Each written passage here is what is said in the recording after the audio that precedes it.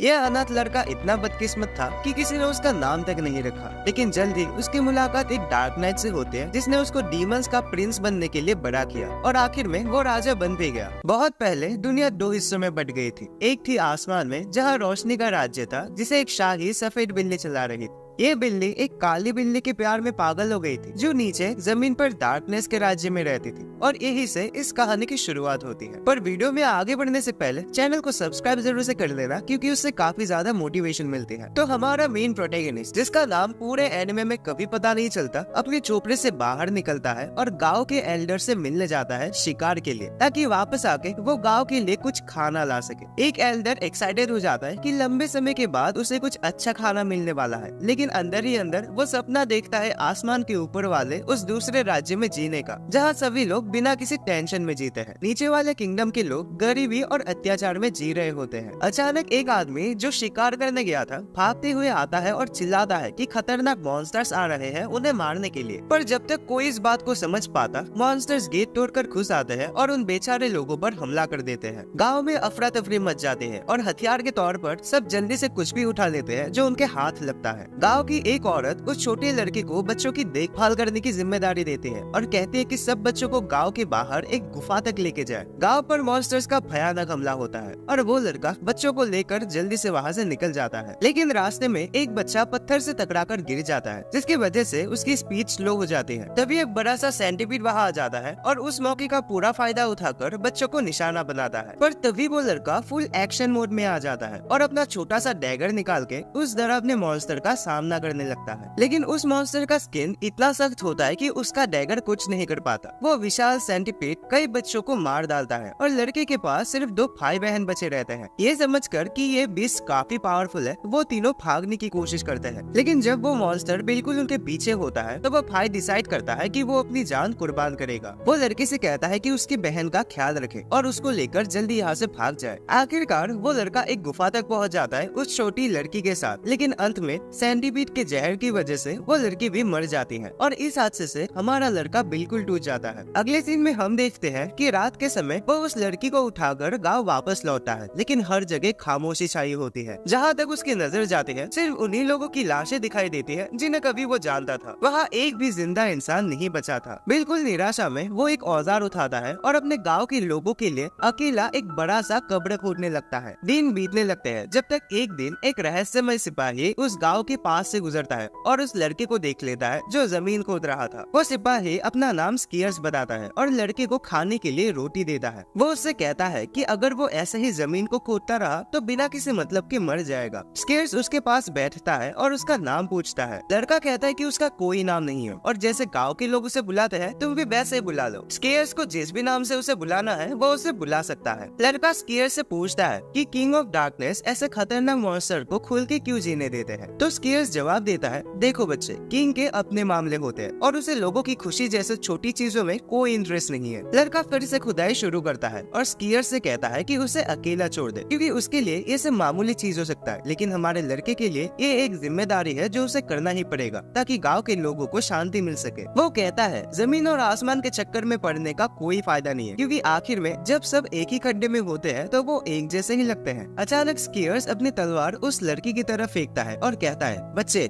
ये इस खुदाई से ज्यादा अच्छा रास्ता है। लड़का उस तलवार को उठाता है और बिना कुछ सोचे उसे निकाल देता है। वो स्कीयर्स के सामने तलवार चलाता है, लेकिन स्कीयर्स अपने एक्सपीरियंस की वजह से आसानी से उसके अटैक्स को रोक लेता है। लड़ते हुए स्कीयर्स बताता है कि एक वक्त था जब वो खुद किंग ऑफ डार्कनेस बनने की कोशिश कर रहा था, लेकिन उसे चुना नहीं गया। इस दुनिया में सिर्फ एक ही इंसान को ये अधिकार है कि वो जिंदगी या मौत दे सके और वो ही है किंग ऑफ डार्कनेस। उनके बीच की लड़ाई के दौरान स्कीयर्स लड़के को समझाता है कि अगर वो अपने सपने को पूरा करना चाहता है और अपने देश को बेहतर बनाना चाहता है तो उसे खुद किंग ऑफ डार्कनेस बनना पड़ेगा। वो उसे इस कड़वी सच का सामना करवाता है कि किसी दूसरे की मदद उसकी तकदीर नहीं बदलेगी, उसे खुद ही ये करना होगा। लड़का चिल्लाते हुए बोलता है कि वो किंग बनेगा और इसके लिए उसे जो भी करना पड़े वो करेगा। वो स्कीयर्स पर अपनी पूरी ताकत से अटैक करता है और कहीं न कहीं स्कीयर्स की तलवार को अपने से दूर करने में सफल होता है। स्कीयर्स हंसी में गिर पड़ता है जो लड़की को थोड़ा कंफ्यूज करता है। वो कहता है, मैंने कभी नहीं सोचा था कि मेरे सफर के अंत में ऐसा एक चमत्कार देखने को मिलेगा।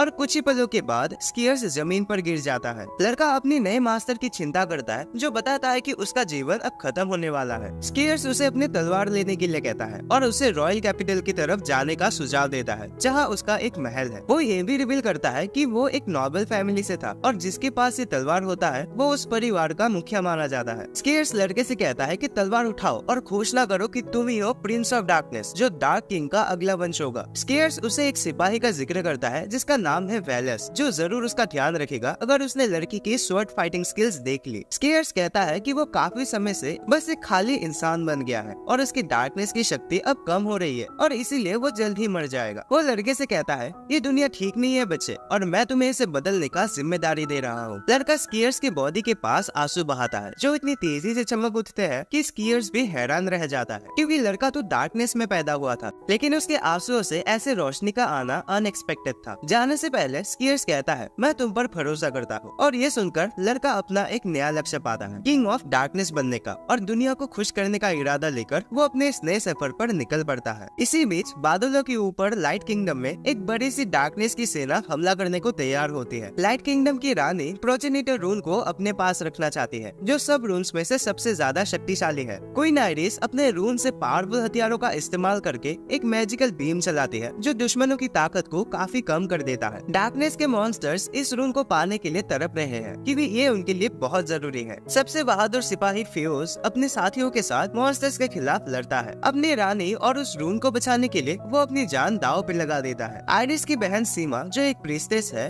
अपनी रून की शक्ति से एक कवच बना लेती है ताकि वो अपने सिपाहियों को एक्स्ट्रा प्रोटेक्शन दे सके। जब फाइनली वो मॉन्स्टर्स वहाँ से भाग जाते हैं, क्वीन आइरिस अपने महल में वापस चली आती है। यहाँ फियोस का छोटा भाई थियो अपने बड़े भाई और सीमा का वापस आने का इंतजार कर रहा होता है। सीमा अपनी चिंता फियोस के साथ शेयर करती है और कहती है कि आइरिस किंग ऑफ डार्कनेस को मारने में हिचकिचा रही है, क्योंकि वो मानती है कि डार्कनेस भी दुनिया में बैलेंस बनाए रखने के लिए जरूरी है। पर फियोस इसे इग्नोर करता है और सीमा को दिलासा देता है कि queen iris king of darkness को मारने के लिए पूरी तरह तैयार है। दूसरी तरफ आइरिस अपने एक प्रीस्ट से मिलती है और उनके अगले अटैक के बारे में सोच रही होती है, इसलिए वो फैसला करती है कि वो अपने सेना को और भी अच्छे से ट्रेन करेगी। इसी बीच वो बेनाम लड़का डार्क नाइट वेलस से मिलता है, जो स्कियर्स की तलवार उसके हाथों में देखकर सोचता है कि वो एक चोर है। स्कियर्स की तलवार वापस लेने के लिए वेलस फौरन उस पर अटैक करने का फैसला करता है, पर लड़का उसे बताता है कि स्कियर्स मर गया है, लेकिन वेलस गलत समझ लेता है और सोचता है कि लड़के ने स्कियर्स को मारा है। वेलस अपने डार्क स्पेल से उस पर हमला करता है, लेकिन जब उसे लगता है कि लड़का स्कियर्स का मुकाबला करने लायक नहीं है, तो वो उसे पूछता है कि आखिर वो यहाँ क्यों आया है। वो लड़का वेलस को बताता है कि स्कियर्स ने उसे अगला किंग ऑफ डार्कनेस बनने का जिम्मेदारी दिया है और अपना शाही तलवार भी उसे दे दी, ये वादा करवाते हुए कि अब वो प्रिंस ऑफ डार्कनेस है। ये सच्चाई समझने के बाद वेलस अपने तलवार वापस अंदर कर लेता है और लड़के को स्कियर्स के घर की ओर ले जाता है। दूसरी तरफ लाइट किंगडम के महल में सीमा क्वीन आइरिस को प्रोजेनिटर रूम के सामने प्रे करते हुए देखती है। सीमा मजाक करते हुए कहती है, तुम एक रानी कम प्रीस्ट से ज्यादा लगती हो, और पूछती है कि क्या पूरा डार्कनेस का राज्य प्रोजेनिटर रूम के पीछे है। आइरिस कंफर्म करती है कि ये सच है और डार्क किंग सबसे ज्यादा अपने स्वार्थ के लिए प्रोजेनिटर रूम को हासिल करना चाहता है, जबकि उनके लोग डार्क किंगडम में दुख उठा रहे हैं। आइरिस ये भी प्रे करती है कि अगला किंग ऑफ डार्कनेस पुराने जमाने की तरह दुनिया में बैलेंस बनाए रखेगा। तभी एक नाइट दौड़ते हुए कमरे में आता है और आइरिस को वेस्टर्न कैपिटल पर हो रहे एक हमले के बारे में बताता है। जो डीमन इस अटैक को लीड कर रहा था वो कोई और नहीं बल्कि खतरनाक बॉल था। आइरिस फौरन सीमा को फेओस के साथ मिलकर अपनी सेना तैयार करने का आदेश देती है। उसके बाद हम देखते हैं कि क्वीन आइरिस अपनी पूरी शान में उड़ रही होती है और सीमा अपनी टेलीपैथी की मदद से किंगडम के सभी लोगों को इन्फॉर्म करती है कि उनके राज्य के वेस्टर्न कैपिटल के पास खतरनाक मॉन्स्टर्स ने हमला कर दिया है। ये सुन के सभी नाइट्स अपने डिफेंसेस सेट कर लेते हैं बॉल को खत्म करने के लिए, जो इतना शक्तिशाली है कि सभी लोगों के मन में उसका खौफ फैलने लगता है। अब दूसरी तरफ हम देखते हैं कि बॉल उस जगह को अटैक कर रहा होता है और जो भी उसके रास्ते में आता है वो उसे मार डालता है। जहाँ जादूगर छुपने की कोशिश कर रहे थे, बॉल उन्हीं जगह को तबाह कर दे रहा होता है। जब बॉल जमीन पर मौजूद सेना को अपने पैरों से कुचलने वाला होता है, तभी एक शानदार और कूल सा एल्फ लीडर जिसका नाम है लॉर्ड एलेंसिया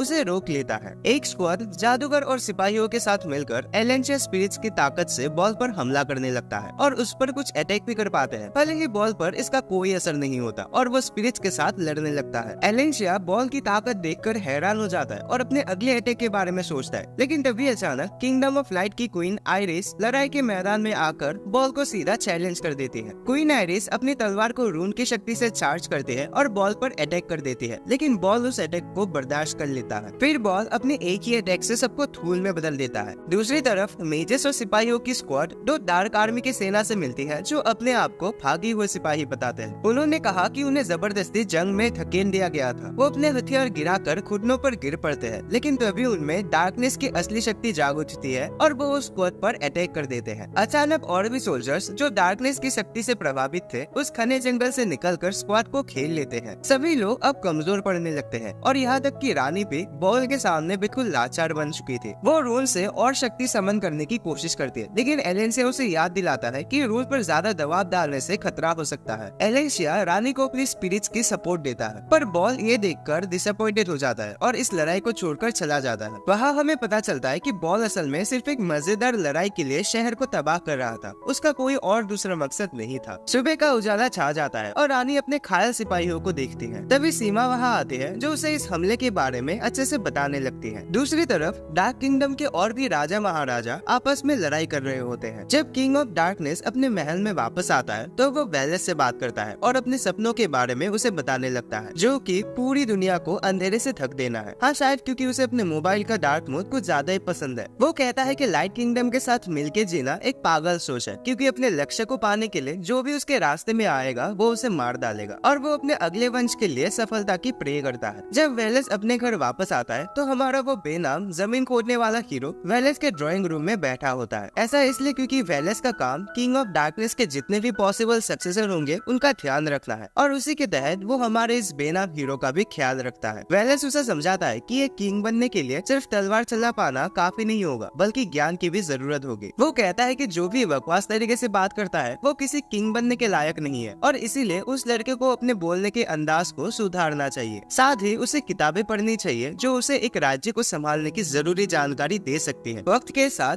हम देखते हैं कि हमारा हीरो वेलेस के साथ तलवार चलाना सीख रहा है और साथ ही साथ वो पढ़ाई में भी दिलचस्पी ले रहा है। वो अपने इलाके में छोटे मोटे काम करने में लोगों की मदद भी करता है। धीरे धीरे वो लड़का थोड़ा मजबूत हो जाता है और उसे स्कीयर्स के कपड़े दिए जाते हैं, जो स्कीयर्स ने उसी उम्र में पहने थे जब वो उस लड़के जितना छोटा था। अब हम उस थ्रोन पे बैठने लायक एक दूसरे कैंडिडेट को देखते हैं, जिसका नाम लेडी गरोजा है, जो अपने आर्मी के साथ मैदान में आते हैं। उनका सामना 3 मॉन्स्टर जैसे क्रिएचर से होता है, जिन्हें लेडी गरोजा अपनी आग से आसानी से जलाकर राख कर देती है। अपने काम पर खमन करते हुए लेडी गरोजा खुद में ही खो जाती है, लेकिन तभी एक बचा हुआ बीस्ट उन पर हमला कर देता है। पर लेडी गरोजा को उस अटैक के लिए तैयार होने का समय ही नहीं मिलता, लेकिन ठीक उसी वक्त हमारा हीरो आकर उस बीस्ट को अपनी तलवार से काट डालता है। लेडी गरोजा हीरो की हैंडसम शक्ल से इतनी इम्प्रेस होती है कि वो एक पल के लिए बेहोश हो जाती है। जब उसके सिपाही उसे होश में लाते हैं तो वो हीरो को रात के समय एक लोकल बार में इनवाइट करते हैं, ताकि वो उससे कुछ बातें कर सके। रात को लेडी गरोजा हमारे हीरो को बता रही होती है कि भविष्य में उससे क्या उम्मीदें हैं। वो कहती है कि अगर हमारा हीरो मेहनत करेगा तो उसे सच्चा प्रिंस ऑफ डार्कनेस माना जाएगा और उसे एक खास तलवार दी जाएगी जिसे वो शहर में घूम के शो ऑफ कर सकता है। लेकिन उन्हें पता नहीं होता कि एक लाल बालों वाला आदमी जिसका नाम एडल है उनकी बातचीत छुपकर सुन रहा होता है। इसी दौरान आसमान के महल में क्वीन आइरिस हाल ही में हुए इस अटैक के बारे में जांच कर रही होती है। उसे डार्कनेस से प्रभावित उन इंसानों के बारे में जानकर अजीब लगता है और आइरिस की सोच उन दिनों की तरफ चली जाती है जब वो रानी नहीं बनी थी। वो और उसकी बहन सीमा दोनों ही थ्रोन पर बैठने के लिए काबिल थे, लेकिन दोनों के बीच कोई जलन नहीं थी, क्योंकि उन्होंने वादा किया था कि उन दोनों के बीच जो भी चुना जाएगा दोनों एक दूसरे से नाराज नहीं होंगे। एक दिन रानी ने दोनों बहनों को एक टेस्ट के लिए बुलाया, लेकिन उसने तब तक कोई फैसला नहीं किया था। बाद में सीमा ने रानी बनने की जिम्मेदारियों के बारे में बात की और आइरिस को डिनर के लिए इनवाइट किया। ये भी बताया कि उनका दोस्त फेयोस उनसे मिलने के लिए उत्सुक है। आइरिस ने ये इनविटेशन एक्सेप्ट कर लिया और कहा कि वो भी फेयोस से मिलने के लिए एक्साइटेड है, जिसे काफी समय से वो नहीं मिली थी। उस रात डिनर के बाद फेयोस आइरिस को घर छोड़ने जाता है। रास्ते में आइरिस फेयोस से पूछती है कि क्या उसे लगता है कि वो एक अच्छी रानी बन सकती है। फेयोस सीधे जवाब नहीं देता, लेकिन वादा करता है कि चाहे कोई भी रानी बने वो उसके तलवार की तरह वफादार रहेगा। अगले दिन आइरिस अपने मन में डाउट्स लेकर दूर आसमान की तरफ देखती रहती है, जब अचानक एक डार्कनेस की बुरी शक्ति उसके सामने आकर खड़ी हो जाती है। कोई गार्ड्स आसपास नहीं होते, तो आइरिस प्रोजेनेटर रूम से थोड़ी शक्ति मांगती है। इस पावर का इस्तेमाल करके वो उस डार्क एंटिटी को मार गिराती है, जो उसके सेल्फ कॉन्फिडेंस को बूस्ट कर देती है। अचानक प्रोजेनेटर रूम उससे बातचीत करने लगता है और उसे थ्रोन का असली सक्सेसर घोषित करता है। ये सुनकर आइरिस अपने आप से वादा करती है कि वो एक शानदार रानी बनेगी और अपने सभी ड्यूटी निभाएगी, चाहे इस रास्ते में कितनी भी कुर्बानी देनी पड़े। वो सब कुछ करेगी ताकि ताकि दुनिया में लाइट और डार्क के बीच का बैलेंस वापस ला सके। आज के समय में डार्क किंगडम में हमारा हीरो कंपटीशन की तैयारी कर रहा होता है। निकलने से पहले वो वेलेस से पूछता है कि क्या वो टूर्नामेंट में आएगा, पर वेलेस मना कर देता है, बताता है कि उसे किंग के कुछ काम संभालने हैं। फिर भी वेलेस अपने हीरो में पूरी उम्मीद जताता है कि स्कीयर्स के परिवार का सदस्य ये कंपटीशन जरूर जीतेगा। हीरो वेलेस का शुक्रिया अदा करता है और टूर्नामेंट के लिए निकल पड़ता है। थोड़ी देर बाद हमारा हीरो एक कोलिशन में पहुंचता है, जहां वो सभी कैंडिडेट जो किंग ऑफ डार्कनेस बनना चाहते हैं आपस में लड़ेंगे। एरिना में लेडी गरोजा टूर्नामेंट के रूल्स बताते हैं, और वो है कि पार्टिसिपेंट्स को सबसे इविल क्रिएचर्स को हराना होगा और अगले राउंड के लिए खड़े रहना होगा। फिर वो बताती है कि विनर को इनाम के तौर पर एक लीजेंडरी स्वॉर्ड दी जाएगी, जिसे the great sword of black कहा जाता है, और सिर्फ अगला किंग ही इस तलवार को चला सकता है। टूर्नामेंट शुरू होता है और वो जवान कंपीटिटर्स एक के बाद एक खतरनाक बीस्ट का सामना करते हैं, जिन्हें वो आसानी से हरा देते हैं। लेकिन एक कंटेस्टेंट एक मॉन्स्टर को हरा नहीं पाता जो उसकी तरफ आ रहा होता है। बाकी कंपीटिटर्स इस दौरान मजे ले रहे होते हैं, क्योंकि कंपटीशन में अब कम लोग बचे हैं। लेकिन हमारा वो बेनाम लड़का तुरंत एक्शन में आ जाता है और उस कंटेस्टेंट की जान बचा लेता है। ये देखकर बाकी कंटेस्टेंट गुस्से में आ जाते हैं और उसे धमकी देते हैं कि वो ऐसा ना करे, क्योंकि उन्हें कंपटीशन को टफ बनाना है। फिर टूर्नामेंट के ऑर्गेनाइजर्स बैटलफील्ड पर एक साइक्लोप्स को छोड़ देते हैं। काफी कंटेस्टेंट इस तरह अपने साइक्लोप्स के हाथों मारे जाते हैं, लेकिन हमारा हीरो नहीं। वेलेस से सीखी अपनी सभी स्किल्स का यूज करते हुए वो साइक्लोप्स को आसानी से मार गिराता है। इस तरह टूर्नामेंट का पहला राउंड खत्म होता है और सिर्फ 2 ही कंपीटिटर्स बचे होते हैं, हमारा हीरो और एडल, वो लाल बालों वाला लड़का जो पहले उनकी बातचीत सुन रहा था। और यहाँ हमें पता चलता है कि एडल भी थ्रोन पर बैठने लायक एक टफ कैंडिडेट है। फाइनल बैटल से पहले दोनों फाइनलिस्ट थोड़ा आराम करते हैं और बातचीत करते हैं। इस दौरान एडल हमारे हीरो का मजाक उड़ाने लगता है कि पहले राउंड में उसने कंटेस्टेंट की मदद की थी। एडल इसे एक कमजोरी समझता है और कहता है कि एक फ्यूचर डार्क किंग को किसी पर भी तरस नहीं खाना चाहिए और कोई दया नहीं दिखानी चाहिए। लेकिन हमारा हीरो इस बात से सहमत नहीं होता। उसका मानना है कि लोगों की रक्षा करना सबसे जरूरी काम है, चाहे कुछ भी हो जाए। दोनों ही अपने अपने विचार रखने के बाद वो फाइनल बैटल के लिए तैयार होते हैं। एक टफ स्ट्रगल के बाद बेनाम लड़का अपनी सभी स्किल्स का यूज करके एडल की तलवार को दूर फेंक देता है और उसे एक कोने में घेर लेता है। लेकिन जब उसके पास मौका होता है अपना आखिरी हमला करने का, वो ऐसा नहीं करता। एडल हैरान हो जाता है और पूछता है कि वो उसे क्यों नहीं मार रहा। तो हमारा हीरो समझाता है कि वो अपने वादे के खिलाफ नहीं जाएगा और उसका वादा ये है कि वो डार्क किंग बन के दुनिया में शांति लाएगा और सबकी मदद करेगा। एडल उसके इस नमूने सपने से तंग आकर अपनी तलवार वापस उठाने की कोशिश करता है, लेकिन वो लड़का उसे फिर से एक मुश्किल हालात में डाल देता है। फाइनली एडल हार मान लेता है और ये लड़ाई वही खत्म हो जाती है। जैसे ही बैटल खत्म होती है, लेडी गरोजा बेनाम लड़के को एक हकदार डार्क प्रिंस घोषित करती है और उसे इस थ्रोन का असली सक्सेसर बनाती है। अवार्ड सेरेमनी के बाद बेनाम लड़के को उसका इनाम मिलता है, वो लीजेंडरी ब्लैक स्वॉर्ड। एडल अपने आप को उस लड़के से इंट्रोड्यूस करता है और उसे अपनी सोच को बनाए रखने की गुजारिश करता है। बाद में वेलेस बेनाम लड़के से मिलता है और उसे टूर्नामेंट जीतने पर बधाई देता है। फिर वो उस लड़के को एक खास मिशन देता है जो सिर्फ डार्क प्रिंस ही कर सकता है, और वो होता है कि उसे एक संदेशा लाइट किंगडम की क्वीन तक पहुंचाना है। हमारा हीरो इस टास्क को एक्सेप्ट कर लेता है, पर वो ये भी जानता है कि वो अकेला नहीं जाएगा। एडल, जो दूसरा सबसे इम्पोर्टेंट कैंडिडेट था, इस मिशन में उसका साथ देगा। अगले दिन एडल और बेनाम लड़का एक जादुई चीज पर लाइट किंगडम के लिए रवाना होते हैं। रास्ते में एडल उसे याद दिलाता है कि लाइट और डार्क किंगडम के बीच जंग चल रही है, इसलिए एक संदेशा देना उतना आसान नहीं होगा। अगर उनकी किस्मत टट्टी निकले तो उन दोनों को सबसे पहले मारा भी जा सकता है, क्योंकि वो डार्क किंगडम के लोग हैं। इसलिए एडल फैसला करता है कि वो खुद ज्यादा खतरनाक रोल को निभाएगा, यानी एक पब्लिक मैसेंजर बनने का, ताकि हमारे नए प्रिंस की जान को कुछ खतरा ना हो। जब बेनाम लड़के को भविष्य का किंग ऑफ डार्कनेस बनने की उम्मीद थी, एडल उससे कहता है कि वो उसके बॉडीगार्ड का रोल निभाएगा, जो थोड़ा कम डिमांडिंग तो है पर वो ज्यादा खतरनाक है। गरोजा एडल के अचानक इस दोस्ती भरे स्वभाव से हैरान हो जाती है। कुछ घंटों के सफर के बाद वो अपने मंजिल पर पहुंचते हैं और वहाँ उनका सामना फेओस से होता है। शुरू में जनरल फेओस उन्हें नफरत के साथ पेश आता है, जिसकी वजह से बेनाम लड़के को अपनी तलवार दिखानी पड़ती है। लेकिन एडल अपनी अकल का इस्तेमाल करके सिचुएशन को संभाल लेता है और उनकी पहली मुलाकात में ही बुरा बिहेव करने के लिए माफी मांगता है। जब माहौल थोड़ा शांत हो जाता है, एडल फेओस से गुजारिश करता है कि वो उन्हें क्वीन के पास ले चले, क्योंकि उनके पास किंग ऑफ डार्कनेस का एक इम्पोर्टेंट मैसेज है जो उन तक पहुंचाना जरूरी है। पहले अपने शक के बावजूद फेओस इस रास्ते को मंजूर कर लेता है और उन्हें पैलेस तक गाइड करता है ताकि वो अपना मैसेज पहुंचा सके। कुछ देर बाद हमारा हीरो पहली बार के लिए क्वीन आइरिस से मिलता है और हमारा लड़का तुरंत क्वीन की खूबसूरती से दीवाना हो जाता है। फिर क्वीन और एडल, जो डार्क किंग के बॉडीगार्ड के रूप में था, उस लेटर के बारे में बात करते हैं। डार्क किंग एक कॉन्ट्रैक्ट बनाने की इच्छा रखता है ताकि बॉल को हरा सके, जो डिस्ट्रक्शन का अवतार है। बॉल लाइट और डार्क दोनों किंगडम में ही आकर तबाही मचा रहा था। आयरिस इस कॉन्ट्रैक्ट को लेकर इतनी श्योर नहीं थी क्योंकि डार्क किंग अपने धोखा देने वाली एबिलिटी के लिए मशहूर था। आयरिस को लगता था कि अगर बॉल का काम खत्म हो जाए तो डार्क किंग लाइट किंगडम के लिए एग्रेसिव हो सकता है, पर बेनाम लड़का फिर उसे समझाता है कि अगला किंग ऑफ डार्कनेस इतना पागल नहीं होगा। इसके बाद एडल आयरिस को बताता है कि किंग ने जल्दी ही अपना सिंहासन छोड़ने का फैसला किया है और अगला सक्सेसर शायद अभी के किंग जितना अनफ्रेंडली नहीं होगा। सभी जानकारी मिलने के बाद आयरिस अपने फैसले पर विचार करती है। अगले दिन फेयोस एडल और बेनाम लड़की को गेस्ट रूम तक ले जाता है। बेनाम लड़का फेयोस से क्वीन आयरिस के बारे में पूछता है, लेकिन फेयोस तुरंत उसे चुप करा देता है क्योंकि वो डार्क किंगडम के लोगों से नफरत करता था। जाने से पहले फेयोस उन्हें याद दिलाता है कि वो दोनों लाइट के दुश्मन हैं। फेयोस के जाने के बाद एडल हमारे लड़के को याद दिलाता है कि उन्हें सावधान रहना चाहिए। एडल को लगता है कि उसका और बेनाम लड़के का बुरी तरह से भेदभाव किया जा रहा है जब से उन्होंने किंगडम ऑफ लाइट में कदम रखा है, लेकिन हमारा लड़का पॉइंट आउट करता है कि क्वीन आयरिस ऐसी रानी नहीं है और वो बाकी लोगों से अलग है। और बेनाम लड़के की इस बात को सुनकर एडल को उम्मीद होती है कि क्वीन उनके हक में फैसला करेगी। अगले दिन एडल और बेनाम लड़का क्वीन के फैसले को सुनने के लिए जाते हैं। फैसला सुनाने से पहले आयरिस हमारे हीरो से एक सवाल पूछती है जो एडल को हैरान कर देता है। आयरिस पूछती है कि ब्लैक के लोग इस कॉन्ट्रैक्ट के बारे में क्या सोचते हैं। इसके जवाब में हमारा लड़का बताता है कि डार्क किंगडम के लोग भी बॉल के हाथों नहीं मरना चाहते और उसे ऐसा लगता है कि ये कॉन्ट्रैक्ट दोनों किंगडम्स के लोगों की जान बचा सकता है। ये सुनने के बाद आयरिस फैसला लेती है कि वो डार्क किंगडम के साथ मिलकर बॉल को मारने के लिए सपोर्ट देगी, दोनों किंगडम्स के लोगों के फायदे के लिए। अगले दिन आयरिस डार्क किंगडम के लिए रवाना होती है ताकि इस नए कॉन्ट्रैक्ट पर अपना फैसला सुना सके किंग ऑफ डार्कनेस के साथ। लाइट किंगडम के पैलेस में फेयोस सीमा को बताता है कि क्वीन आयरिस डार्क किंगडम के लिए निकल चुकी है। फेयोस ये भी रिवील करता है कि जब तक क्वीन वहाँ है एडल और बेनाम लड़की को उनके यहाँ पूछताछ के लिए रखा गया है। सीमा को डर होता है कि क्वीन के ना होने पर एडल और बेनाम लड़की को किंगडम पर अटैक करने का मौका मिल सकता है, लेकिन फेयोस उसे तसल्ली देता है कि वो पैलेस की देखभाल करेगा और ऐसा बिल्कुल नहीं होने देगा। फेयोस को तो ये भी लगता है कि एडल और बेनाम लड़का दोस्ती करने के लायक है और उन पर यकीन किया जा सकता है। इसी बीच डार्क किंगडम में डार्क किंग की आर्मी बॉल के खिलाफ लड़ाई के लिए तैयार हो रही होती है और हमेशा की तरह वेलेस और गरोजा आर्मी की कमान संभालते हैं, लेकिन अचानक बॉल वहाँ आ जाता है और तबाही मचाने लगता है। वेलेस अपनी सेना को लीड करता है, लेकिन बॉल उनके सिपाहियों को मक्खियों की तरह उड़ा देता है। बॉल की शक्ति देखकर वेलेस हैरान रह जाता है, जबकि बॉल उनके कमजोर होने पर मजे लेता है। गरोजा अपने रॉक मैजिक से बॉल पर हमला करती है, लेकिन बॉल आसानी से उससे बच के गरोजा को मारने के लिए दौड़ता है। गरोजा अपने पावर्स का इस्तेमाल करके एक बहुत ही पावरफुल एरो बनाती है, लेकिन बॉल पर इसका भी कोई असर नहीं होता। डार्क आर्मी अपनी पूरी ताकत से बॉल के खिलाफ लड़ती है, लेकिन वो सब हार जाते हैं। आखिर में सिर्फ वेलेस और गरोजा ही बचे रहते हैं, जो अब सभी के आखिरी उम्मीद बनकर खड़े हैं। गरोजा एक और ब्लास्ट भेजने की कोशिश करते हैं, जबकि वेलेस अपनी तलवारों को बुलाता है। दोनों ही अपनी फुल पावर से लड़ते हैं, लेकिन बॉल के सामने उनकी सारी मेहनत बेकार हो जाती है। बॉल एक जोरदार आवाज निकालता है, जिससे वेलेस और गरोजा हिल भी नहीं पाते और उनकी जान खतरे में आ जाती है। अचानक डार्क किंग खुद बीच में आ जाता है और अपने दो बचे हुए वॉरियर्स को प्रोटेक्ट कर लेता है। अब डार्क किंग और बॉल का आमना सामना होता है। डार्क किंग काफी कॉन्फिडेंट होता है कि वो बॉल को जिंदा नहीं छोड़ेगा। किंग लगातार बॉल पर अपने अटैक्स करता है, लेकिन बॉल उन्हें आसानी से रोक लेता है और डार्क किंग को टॉन्ट मारता है कि वो अपने इस बड़े टाइटल के लायक नहीं है। इसी बीच क्वीन आयरिस प्रोजेनेटर रून की मैजिक पावर्स का इस्तेमाल करके बॉल को बांध लेती है। ये देखकर डार्क किंग को एक मौका मिल जाता है और बॉल को हमेशा के लिए टार्डस नाम के एक वोल्केनो में कैद कर दिया जाता है। जब आसमान बॉल के हारने से साफ हो जाता है, आयरिस महसूस करते कि वो अब डार्क किंग के सामने खड़ी है और अपने वादे को पूरा करने के बाद आयरिस डार्क किंग को छोड़कर वापस अपने किंगडम के लिए निकल पड़ती है। लाइट किंगडम में सीमा एडल और बेनाम लड़के से मिलती है। एडल उससे फ्लर्ट करने लगता है, लेकिन सीमा उसकी बातों पर बिल्कुल भी ध्यान नहीं देती। सीमा उनसे डार्क किंगडम के लोगों के बारे में पूछती है। एडल बताता है कि डार्क किंगडम के लोग कोई लड़ाई नहीं चाहते, लेकिन जो भी डार्क किंग का विरोध करता है उसे मार दिया जाता है, जो उनके किंगडम को एक तरह का जेल बना देता है। अचानक बेनाम लड़का कुछ देखकर तेजी से भागता है, जो सबको हैरान कर देता है। बाहर सीमा नोटिस करती है कि क्वीन आयरिस वापस अपने किंगडम में आ गई है। बेनाम लड़का तेजी से जाकर क्वीन आयरिस को मिलता है, जो थकान के कारण बेहोश होने वाली होती है। किस्मत से हमारा हीरो वक्त पर पहुंचता है और आयरिस को गिरने से बचा लेता है। बेहोश होने से थोड़ी देर पहले आयरिस ये बताती है कि उसने कॉन्ट्रैक्ट की शर्तें पूरी कर दी है। तेओस और सीमा उस जगह पर पहुंचते हैं जहां आयरिस बेहोश हुई थी और सीमा को अंदाजा लग जाता है कि आयरिस ने शायद अपनी पावर्स का काफी ज्यादा इस्तेमाल किया होगा, इसलिए वो बेहोश हो गई है। दोनों तुरंत आयरिस को पैलेस ले जाते हैं, जबकि एडल और बेनाम लड़का अपने गेस्ट रूम में वापस चले जाते हैं। पैलेस के अंदर सीमा अपनी मैजिक का इस्तेमाल करके आयरिस को ठीक कर देती है। सीमा बताती है कि आयरिस ने खुद ही प्रोजेनेटर रून की इंटेंस ताकत का एक जरिया बनने का फैसला किया था और इसी वजह से वो अपने आप पर ज्यादा जोर डाल देती है ताकि अपने पावर का सही इस्तेमाल कर सके। यहाँ गेस्ट रूम में एडल रिवील करता है कि उसे सीमा पर बहुत बड़ा क्रश है और एडल ये भी जानता था कि बेनाम लड़के को क्वीन आइरिस पसंद है। बेनाम लड़का गुस्सा हो जाता है कि एडल उसे ये सब तब क्यों बोल रहा है जब आइरिस की तबीयत इतनी खराब है। तभी फेयोज उनके रूम में आता है और उन्हें बॉल के हार की खबर देता है। अपना काम पूरा होने पर एडल फैसला करता है कि अब उसको और बेनाम लड़की को वापस डार्क किंगडम चले जाना चाहिए। इसी बीच डार्क किंगडम में गरोजा अपने घर वापस जा रही होती ताकि पिछले थका देने वाली लड़ाई के बाद वो थोड़ा रेस्ट कर सके, लेकिन रास्ते में उसकी मुलाकात बेलेस से होती है जो उसे एक मैसेज देता है जिसको उसे किंगडम ऑफ लाइट तक पहुंचाना था। अपने थकान के बावजूद गरोजा इस टास्क को एक्सेप्ट कर लेती है क्योंकि इस बहाने वो प्रिंस ऑफ डार्क से मिल सकते हैं जिस पर उसे क्रश था। लाइट किंगडम के पैलेस में एडल और बेनाम लड़का वापस क्वीन आइरिस से मिलते हैं जो अब तक रिकवर हो चुकी थी। एडल उसका शुक्रिया अदा करता है बॉल को हराने में मदद करने के लिए। एडल आगे बताता है कि उसका इरादा है कि वो डार्क किंग को सजेस्ट करेगा कि वो लाइट किंगडम के साथ लड़ाई बंद कर दे। फेयोज तुरंत पॉइंट आउट करता है कि अगर एडल ने ऐसा कुछ कहा तो उसकी मौत भी हो सकती है, लेकिन एडल को फिर भी लगता है कि उसे उन लोगों की आवाज बनकर बोलना चाहिए जो डार्क किंगडम में भी युद्ध नहीं चाहते। तभी एक गार्ड लाइट किंगडम के रानी के पास आकर उन्हें इन्फॉर्म करता है कि डार्क किंगडम से एक मैसेज आया है। गरोजा रूम में एंटर करती है और रानी को बताती है कि डार्क किंग ने ये रिक्वेस्ट की है कि दोनों किंगडम्स के बीच एक शांति का माहौल तब तक बनाए रखे जब तक डार्क किंगडम में बॉल के अटैक्स का नुकसान रिपेयर नहीं हो जाता। क्वीन आइरिस इस रिक्वेस्ट को एक्सेप्ट कर लेती है। अब आइरिस गरोजा, एडल और बेनाम लड़की को पैलेस में मेहमान बनाकर रखने का फैसला करती है। क्वीन डिसाइड करती है कि वो तीनों को लाइट किंगडम के आसपास घुमाएगी और पूरे राज्य को दिखाएगी। क्वीन अपने मेहमानों को थियो से मिलवाती है जो इनिशियली थोड़ा डरा होता है क्योंकि उसे लगता है कि ये लोग डार्क किंगडम के एनिमीज है, लेकिन जब उसे पता चलता है कि हमारा हीरो एडल और गरोजा फ्रेंडली है तो वो रिलैक्स्ड हो जाता है। थियो असल में वहाँ के जो जख्मी और क्यूट मॉन्स्टर्स है जिनको स्टार तनुकिस कहा जाता है उनको हील करने की कोशिश कर रहा था। उसका बड़ा भाई फेयोस ये देखकर हैरान रह जाता है कि थियो हीलिंग मैजिक का यूज कर रहा है। थियो बताता है कि उसने ये मैजिक सीमा से सीखी थी। गरोजा ऑब्जर्व करती है कि लाइट किंगडम के स्टार तनुकिस कितने अच्छे स्वभाव वाले हैं जबकि डार्क किंगडम में ये बिल्कुल बदमाश और शैतान होते हैं। फेयोस हंस के कहता है कि डार्क किंगडम के लोग खुद भी सिर से पांव तक काले कपड़ों में ही रहते हैं। इस पर एडल भी रिप्लाई करता है कि लाइट किंगडम के लोग सफेद ड्रेसेस पहनते हैं और ऐसे ही इन दोनों किंगडम के अलग अलग फैशन स्टाइल्स की बातें करके सभी लोग हंसने लगते हैं। गरोजा सजेस्ट करते हैं कि क्यों ना वो अपनी ड्रेसेस एक्सचेंज करे और सीमा भी इस आइडिया को सपोर्ट करती है। सबसे पहले फेयोस और एडल अपने कपड़े बदलते हैं। जब फेयोस एडल के कपड़े पहनता है जो थोड़ा रिवीलिंग होता है तो उसका स्लीपर विल मतलब जो उसका फुल सिक्स पैक्स वाला बॉडी है वो और ज्यादा अच्छे से देखने लायक हो जाता है और सब फिर से हंस पड़ते हैं। एडल दूसरी तरफ ज्यादा एक्साइटेड नहीं होता उस आर्मर को पहनने के लिए। गरोजा फिर डिसाइड करती है कि वो आइरिस के साथ ड्रेस एक्सचेंज करेगी, लेकिन सीमा उसे बताती है कि डार्क किंगडम का एक मैसेंजर क्वीन का ड्रेस नहीं पहन सकता, इसीलिए गरोजा अपना ड्रेस आइरिस को दे देती है और खुद को एक टॉवेल से ढक लेती है। जब आइरिस गरोजा का ड्रेस पहनती है तो वो उस पर थोड़ा लूज लगता है क्योंकि आइरिस गरोजा जितनी बड़ी नहीं है। फिर सीमा और गरोजा अपने कपड़े एक्सचेंज कर लेते हैं और दोनों बाहर जाकर लड़कों का ओपिनियन लेने का डिसाइड करते हैं। एडल हमारे हीरो के कंधे पर हाथ रखकर उनमें से एक चूज करने के लिए कहता है, पर हमारा लड़का शर्मा कर एक उलझा हुआ जवाब देता है। फिर सभी लोग चेस खेलने का प्लान बनाते हैं, लेकिन मजे की बात ये होती है कि उनका कमांडर फेयोस सबसे बार बार हार रहा होता है। अब ऐसे ही टाइम वेस्ट करते करते सबको भूख लग जाती है तो सीमा सजेस्ट करते हैं कि सभी लोग मिलकर एक बढ़िया से डिनर करते हैं। सीमा सबके लिए खाना बनाती है और गरोजा भी कुछ खाना प्रेजेंट करते हैं जो वो डार्क किंगडम से साथ लाई थी। एडल को लाइट किंगडम का खाना थोड़ा प्लेन लगता है और हमारा हीरो और गरोजा भी इस बात से एग्री करते हैं। कहते हैं कि खाने में थोड़ा और मसाला होना चाहिए था। जब आइरिस, थियो, फेयोस और सीमा गरोजा का खाना टेस्ट करते हैं तो उन्हें ये बहुत ज्यादा नमकीन लगता है। सीमा को तब एहसास होता है कि डार्क किंगडम का खाना ज्यादा ही मसालेदार होता है, तो इसीलिए हमारा हीरो गरोजा और सीमा के खाने को मिला देता है जो उनके टेस्ट के लिए परफेक्ट बन जाता है। बाकी लोग भी उसकी तरह मिक्स करके खाते हैं और उसके टेस्ट से चौंक जाते हैं कि डार्क और लाइट किंगडम के खाने का परफेक्ट मिक्सचर बन गया था। वो डिलीशियस खाना खत्म करने के बाद